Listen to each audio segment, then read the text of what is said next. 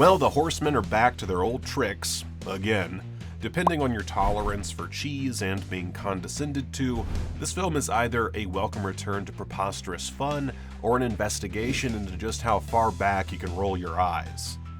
Now You See Me, Now You Don't is like Avengers Endgame for the magic heist crowd, featuring all the Rube Goldberg set pieces you expect, but with the levels of illogic dialed up. If the original became notorious for its asinine ending twist, Now You Don't makes its predecessors seem like grounded chamber dramas.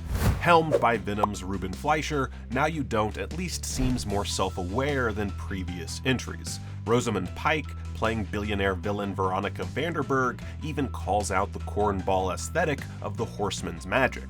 The film feels more like Adam West's Batman than Christopher Nolan's. But it still stretches suspension of disbelief to its maximum, with tricks dependent on foregoing all critical thought. It has been 10 years since J. Daniel Atlas and his comrades were seen together, until they announce a sudden reunion show in Bushwick where they steal a mountain of crypto from an audience member and redistribute it.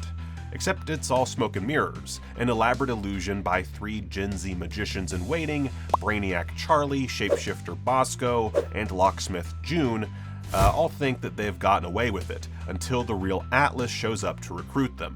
The Eye, the mysterious magic spy organization, has summoned Atlas to find this new generation and await orders in Antwerp. Soon, Merritt, Jack, and Henley appear, and this band goes from 4 to 7. Or 8 if you include Morgan Freeman's Thaddeus. Like The Fast and the Furious, these films perpetuate themselves by turning past villains into colleagues. The group's mission is to expose Pike's Vanderburg as a Nazi descendant. Pike is luminous, a real shot in the arm for an otherwise lazily made film. Harrelson is delightful, but most everyone else seems to be wading through the film's credit card commercial aesthetic with weighted shoes. This is a big-budget film made by massive studios, yet it continues to co-opt progressive language to sell its product.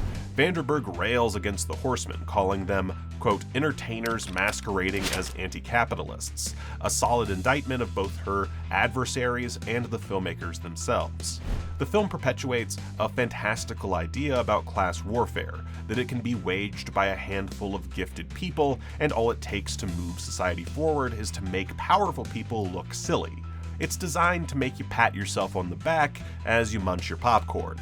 The actual plot probably takes up 30 minutes of the nearly 2-hour runtime, with the remainder devoted to convoluted scenarios that give way to more illusions. The movie looks nice, but Brian Tyler's score has no shortage of ham-fisted stings to overwhelm nearly any moment.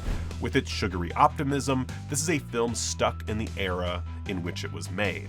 With most tricks predicated on making us feel like fools, the film fundamentally misunderstands its own premise. It's a movie about magic, yet none actually exists. Now You Don't might be the most condescending sequel in its assumption of how little brainpower you're supposed to use. Early on, Atlas gets a call from the Eye via a phone number listed as 2010. It might be a cheeky reference, but it also seems like an inadvertent dig. 2010 called. It wants its movie back.